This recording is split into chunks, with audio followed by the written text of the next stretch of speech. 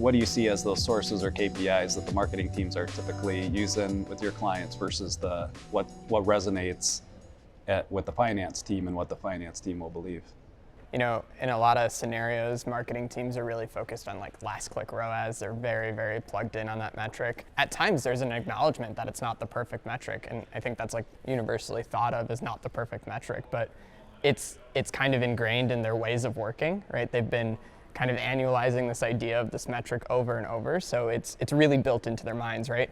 And from a finance perspective, I think there's not a holistic understanding of what that metric is, and a lot of the times that metric isn't really driving revenue, and the finance team is really focused on revenue and ensuring that we're hitting our goals, right? So like a lot of the times what we see clients do is make that jump from focusing on last click to starting to focus more on the concept of incrementality and the concept of driving true value via marketing.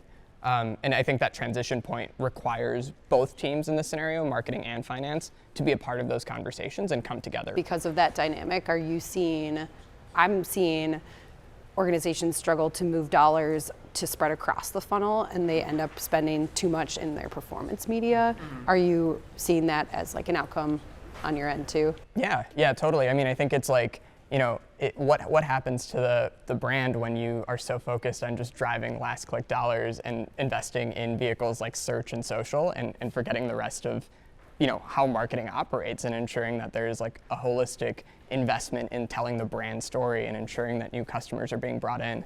And yeah, I think, you know, this sort of movement towards understanding incrementality, thinking about the customer is what gives you the right and the metric to start to invest higher in the funnel and start to do those sort of activations we know are necessary in the back of our minds.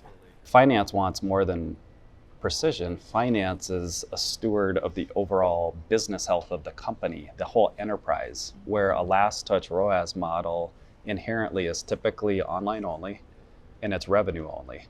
So like, I think the understanding margin components, customer and future value components, online plus offline components in a measurement system more aligns to what a finance or a CFO truly cares about. Yeah. Yet in an organization where marketing is using last touch ROAS, that's what causes some of the misalignment. Because Totally. to your point, like the reporting mechanisms and systems are built on last touch ROAS, and that might show like revenues flying high and finance is going, I don't see it in our overall Right. business Yeah. performance. So like, I don't trust you. Is there still a role for last touch ROAS? Like we've been ragging on it a lot, but how should we use it? Or should we? Yeah, I think that's a really interesting question. I would say, you know, as we make those sort of optimizations on that hourly level, there's like a tendency to look at that as a metric, right? But I think understanding that metric in relationship to these concepts we're talking about of incrementality, these concepts of the types of customers you're bringing in is critical, right? So I think last touch ROAS on its own can't be a source of truth, but if you need hyper granular, hyper frequent data, you can use last touch ROAS in conjunction with customer analytics, in conjunction with an understanding of incrementality and its relationship with last touch ROAS. I think that's super critical to you can't view last touch ROAS in its own silo. I like your polite way of saying that was an interesting question.